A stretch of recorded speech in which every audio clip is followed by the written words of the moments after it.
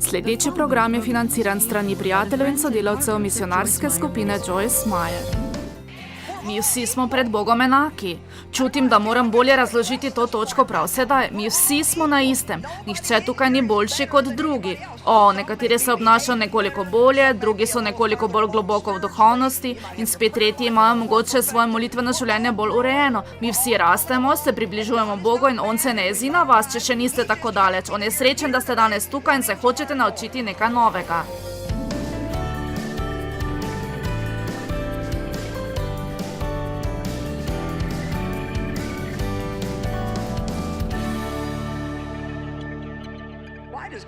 Zakaj bi Bog sploh uporabljal ljudi, ki brez njega pač ne morejo ničesar storiti? No, poglejmo to stvar. Prvo pismo Korinčanom 1:24. Tistim pa, ki so poklicani Judom in Grkom, je Kristus Mesija, Božja moč in Božja modrost.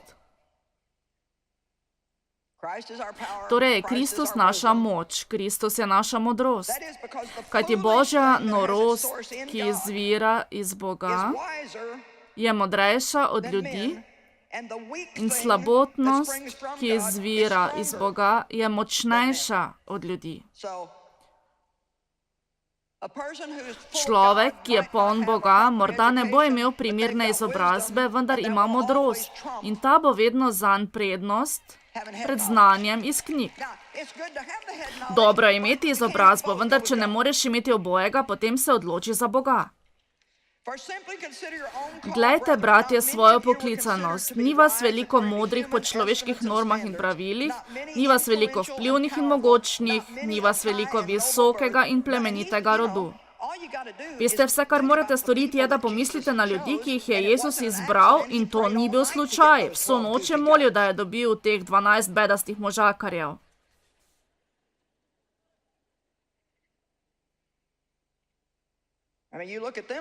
Poglejte jih in si mislite, ali je to sploh mogoče? Ali so bili izbrani od Boga? V razširjeni razlagi Svetega pisma mi je to zelo všeč. Nasprotno, Bog si je prostovoljno izbral tisto, kar je v očeh sveta norost, da bi osramotil modre.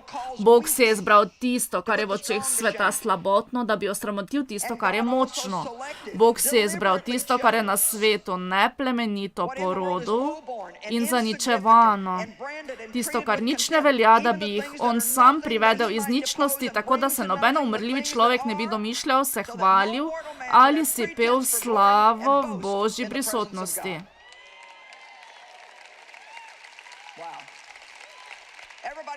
Vsak naj lepo glasno reče, Bog me je namenoma izbral. Wow. To je čudovita stvar. Bog je vedel za vsako napako, ki jo bomo kdajkoli naredili in nas je kljub temu izbral. Jezus je vedel, da ga bo Peter zatajil, preden ga je poklical. On je vedel, da ga bo Juda prodal, preden ga je poklical.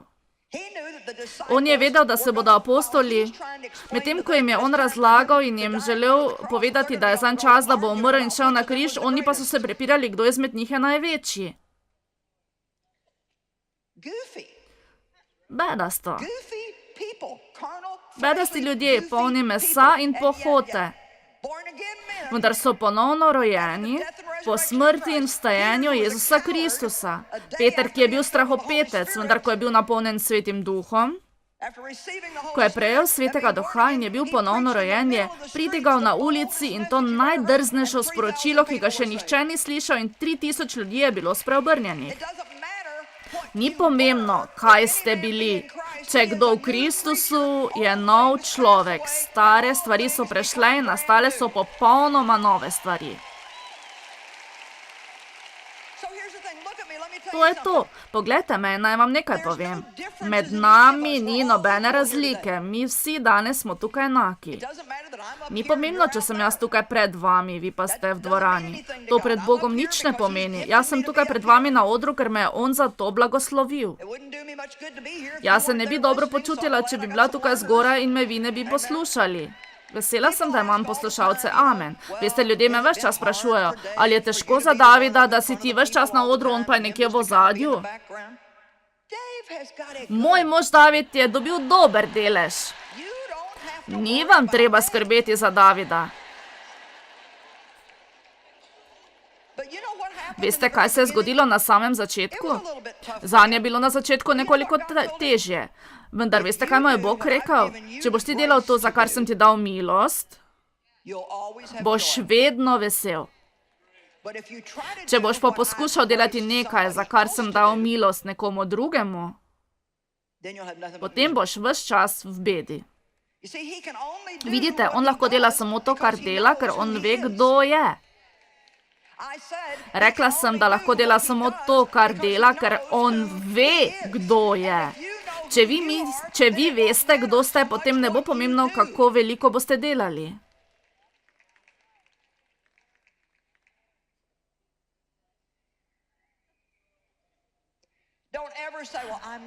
Nikoli ne recite, jaz sem samo mama in gospodinja, vedno sem doma.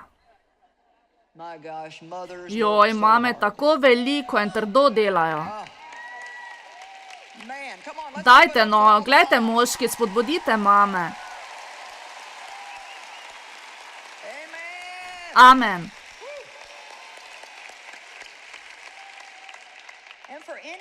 Da bi kateri moški poniževal žensko samo zato, ker je ženska, je največja norost. Brez nje vi sploh ne bi bili na svetu. Ne morete se roditi na ta planet brez ženske. Amen. Mi vsi smo na isti ravni. Ne vem natančno, če moram prav sedaj dregniti v to vprašanje. Mi vsi smo pred Bogom enaki. Nihče tukaj ni boljši od koga drugega. Seveda, nekateri se bolje obnašajo, nekateri so nekoliko dlje bolj duhovni in imajo svoje molitveno življenje bolj urejeno. Mi vsi rastemo, vsi pridemo naokrog in Bog ni jezen, če še nismo dospeli. On je srečen, da ste danes vi tukaj in se hočete še več naučiti.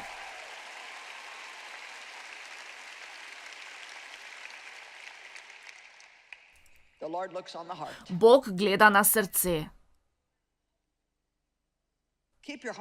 Ohranite dobro srce. Z vso pozornostjo skrbite za svoje srce, kajti iz njega izvira vse, kar potrebujete za življenje. Amen. Če imate pravo srce, boste vedno z Bogom čisto v redu. 1. Samuelova 16. poglavje.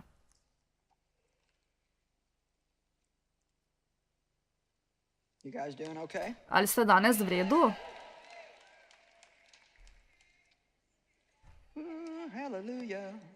Aleluja. Hvala vam.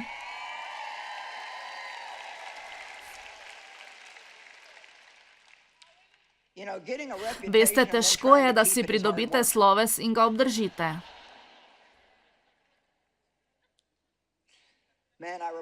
Glejte, spominjam se, kako zelo sem se trudila v cerkvi, kjer sem nekoč poučevala in kako sem si prizadevala, da bi bila v pravi skupini. Ko me je Bog poklical k pridiganju, je bila to prva skupina, ki me je zavrnila. Ni čudno, da Svetopismo pravi, da je Jezus sam sebe izničil. Najprej je moral iti čez vse to prvi. Mi vsi si želimo, da bi drugi lepo mislili o nas, vendar da smo svobodni, morate vi najprej biti vi sami. 1. Samuelova 16. Gospod je rekel Samuelu, dokler bo žaloval nad Savlom, ker sem ga zavrgel, da ne bo kralj nad Izraelom, napolni svoj rog z oljem in pojdi, pošiljam te k Betlehemcu Jeseju, kajte med njegovimi sinovi sem si izbral kralja. Savel se je izpridil zaradi ponosa in je delal po svojem. V določenem trenutku mu je Bog celo rekel, ali te nisem poklical, ko si bil še neznaten v svojih očeh. Vidite, ko je bil še majhen v svojih očeh, ga je Gospod povzdignil. Nato pa je mislil, da je preveč pomemben, da bi šel v Boga. Tako ga je Bog ponižal. Podobne stvari so se zgodile kralju Nebukadnezarju v Danijelovi knjigi. On v prvem poglavju začne s tem, da je vse Bog. Bog je vse ustvaril. Bog je ustvaril to, Bog je ustvaril ono, Bog, Bog in Bog. Samo 12 vrstic pozneje pa si je že sezidal sam sebi spomenik. No, on je bil tudi ponižan zaradi tega. Savel je zaradi ponosa izgubil pravico do kraljestva. Bog je poslal preroka Samuela, da je mazilil novega kralja. Rekel mu je, pošiljam te k Betlehemcu Jeseju. Jesej je imel cel kup sinov. Tako je tudi začel.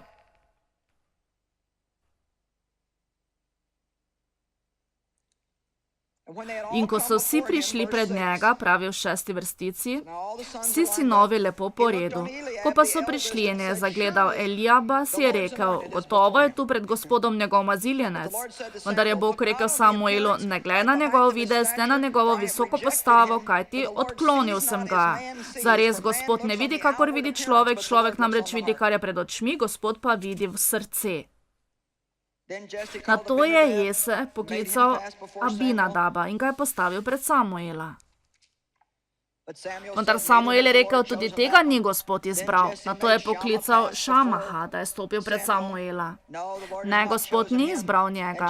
Jese je postavil vseh 7 sinov pred Samuela in Samuel je rekel Jeseju, Gospod ni izbral nobenega izmed njih. Nato je rekel Jeseju, ali so to vsi sinovi? Jese je odgovoril, še eden je, najmlajši, ki pase ovce. Kako bi vam bilo všeč, da ste takšni, na katerega ni nihče niti pomislil? Dajte, no. V svojih družinah se mogoče nekateri počutite kot konec repa. Niste bili mogoče tako nadarjeni kot vaša sestra, ali pa niste bili uspešni v športu kot vaš brat, nekaj takšnega kot, zakaj ne moreš imeti tako dobrih ocen, kot jih ima tvoja sestra? No, zato, ker jaz nisem moja sestra. Seveda tega takrat ne upamo izreči, ko smo toliko stari. Kot starši lahko izgovorimo eno najslabših stvari, da namreč primerjamo enega otroka z drugim. Nikoli ne počnite tega, recite raje, zakaj bi bil ali bi bila kakor kdo drug, bodi sam svoj, naredi najboljše, kar zmoreš. Torej David je bil tisti, ki je bil maziljen za kralja, ko je bil tam zunaj in je skrbel za smrdljive in neumne ovce. Zakaj nas Bog primerja z ovcami? Ker so trmaste. Amen. Potrebujejo pastirja. David je torej pasel ovce. On je tam zunaj in je imel oseben odnos z Bogom. On je bil zunaj in je pisal vse te pesmi. Veste, da je on napisal vse psalme. Bog ni hotel nekoga, ki je izgledal pravičen ali je bil pravičen na tem ali drugem področju. Ko je hotel kralja, je hotel nekoga, s katerim je bil v srcu povezan. On je hotel nekoga, ki ga pozna, nekoga, ki ga ljubi. Veste kaj? Žalostno je, da to povem, vendar je mnogo ljudi, ki obiskujejo cerkev in ne poznajo Boga. Za njih je to žalostno. Oni se trudijo po svojem. Nič ni slabšega, da nekdo, ki si želi osebnega odnosa z Bogom, mu rečejo, ko se pridruži cerkveni skupnosti, naj sledi tem in tem pravilom, če hoče ostati del te organizacije.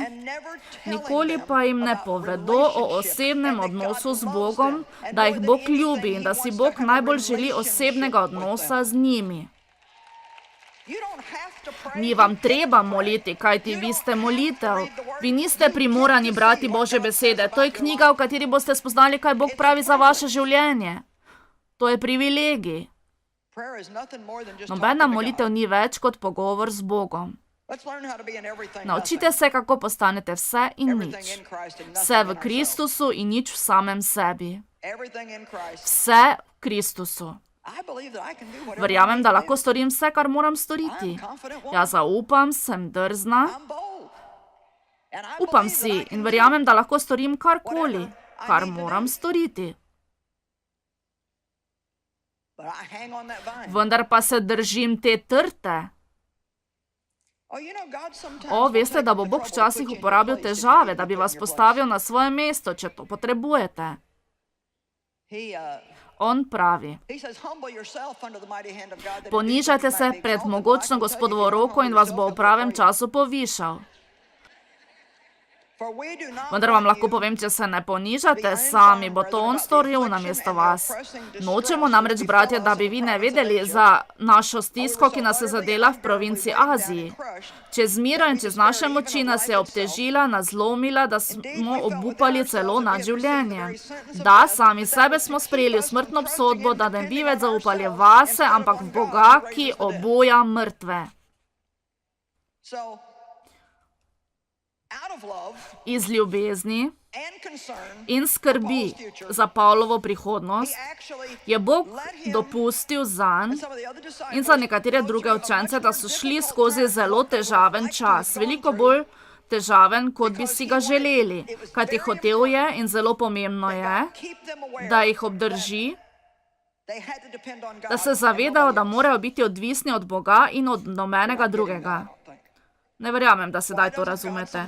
Zakaj nam Bog včasih ne daje trenutka, ki si ga želimo? Zakaj nam pusti, da se borimo, ko bi nas prav sedaj lahko odrešil? Zato, ker hoče, da se zavedamo, da brez njega ne moremo ničesar storiti. On hoče, da ga ljubimo bolj od tega, kar hočemo zase. Drugo pismo Korinčanom 12:7. Da pa se zaradi vzvišenosti razodeti ne bi prevzel, mi je bil dan v meso trn, Satanov sel, ki naj bi me tepel, mučil in trpinčil, da se ne bi prevzel. Amen. Veste, da lahko dobite trn v mesu. To je lahko veliko različnih stvari. Včasih dobivam pisma od ljudi, ki so trn v mojem mesu. Tukaj je nekaj najbolj svežega. Gospa, ki skrbi za odnose z javnostjo, mi je rekla: Joyce, spet smo začeli dobivati pisma. To se namreč ni prvič zgodilo. Namreč, ko imaš goste v svojem programu, jim dopusti, da govorijo.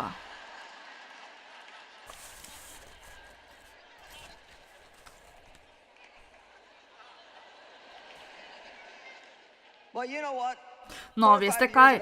Pred 4 ali 5 leti, ko se je to prvič zgodilo, sem se čutila prizadeto. Mislila sem naslednje: dobro, to je moj program in lahko rečem, kar hočem. Morali bi biti veseli, da so sploh zdraven. Kdo pa so ti ljudje? Dajte no. To je tedaj, ko veste, da ste v težavah. Ko ne morete dobiti nobene smernice ali pa vam nihče ne more nič reči, da bi se popravili, ne da bi bili pri tem užaljeni in jezni. Ne, vi ne marate tega. Prva stvar, ki jo storimo, ko nas nekdo poskuša povedati, je, da mu mi povemo njegove napake. Tudi ti ne napraviš vsega prav. Ko je tokrat prišla z istim problemom, sem ji rekla: veš, nisem tako dobra s temi intervjuji. Verjetno boš ti morala iti pred kamero, če jaz preveč govorim. Veste kaj, jaz sem učiteljica in jaz hočem učiti. Če vi ne govorite o tem, kar mislim, da bi ljudje morali slišati, potem bom jaz govorila namesto vas. To priznam. Priznam. Ko sem prvič poskušala biti na televiziji, je to bilo mnogo let pred tem, ko me je Bog postavil na to mesto. Odločila sem se, da bom imela program z intervjuji. S sabo sem vzela 4 od 5 zaposlenih in smo vzeli v zakup majhno kabelsko televizijo. Tam smo imeli prirejen intervju, ko bi jaz spraševala in bi oni odgovarjali. Problem pa je bil, da so bili oni samo za okras. Kajti navado sem imela nekoga nekaj vprašati in potem sem na to vprašanje sama odgovarjala, preden je sploh lahko kdo odprl usta. Tako sem imela te ljudi tam in sem samo jaz govorila. V 6 mesecih smo dobili samo eno pismo. Dajte no, za vas je dobro, da slišite še to plat. V 6 mesecih smo prejeli samo eno pismo, tako sem se odločila, da to ni najboljše, kar znam. Vidite, v svoj program sem vključila nekaj gostov. Ni jih bilo toliko, kot sem jih imela ponavadi. Veste, jaz nisem najboljša v tem. Učim se in to lahko storim, vendar če mi dopustite, da govorim, potem sem zares v tem, to vam povem. Vidite, lahko tukaj stojim, vam to pripovedujem in me sploh nič ne gane. To lahko storim, vendar to ni moja najmočnejša točka. Vidite, Bog uporablja takšne stvari. V redu. Vi imate veliko stvari, ki jih lahko počnete, vendar so nekatere stvari, ki jih ne morete. Za nikogar ni najbolj primerno, da lahko vse naredi. Za nobenega ni najbolj primerno, da lahko vse dela.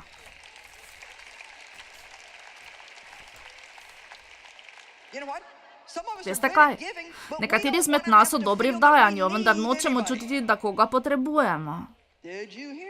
Ali ste me slišali? Na smrt se lahko trudimo, medtem ko so okrog nas ljudje, ki bi nam radi pomagali, mi pa jih nočemo prositi za pomoč. Če pa jih prosimo za pomoč, jim ne bomo pustili delati na njihov način, oni morajo delati po naše. Kajti, kakorkoli, noben ne more delati tako dobro kot jaz.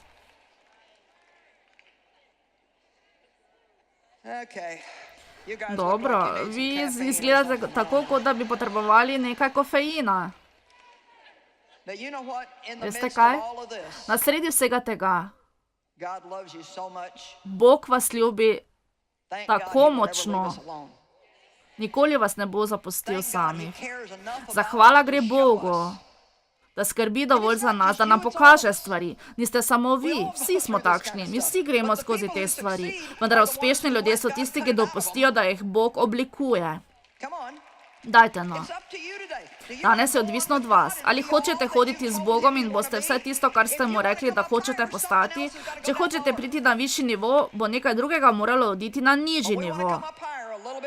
Če bi radi prišli višje, je treba z mesom iti nižje. Za zaključek naj vam navedem pismo Filipljanom 4:13 vrstica. Mi se danes tako zabavamo.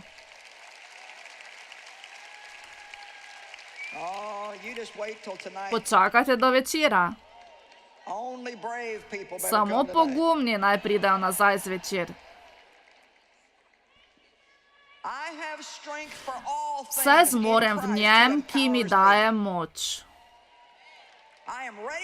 Vse premorem v Kristusu, ki mi daje moč. Pripravljen sem na vse in sem kos vsemu po njem, ki mi daje notranjo moč.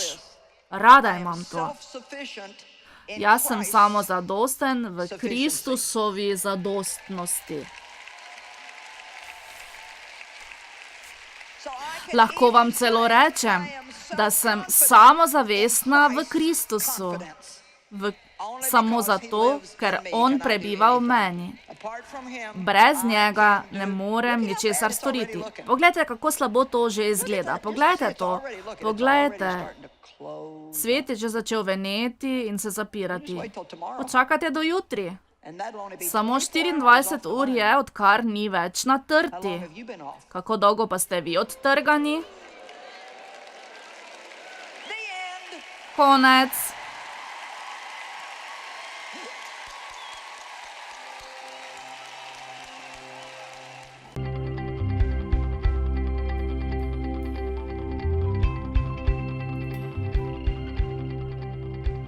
Predvajana oddaja je bila plačana s strani prijateljev in sodelavcev misionarske skupine Joyce Meyer.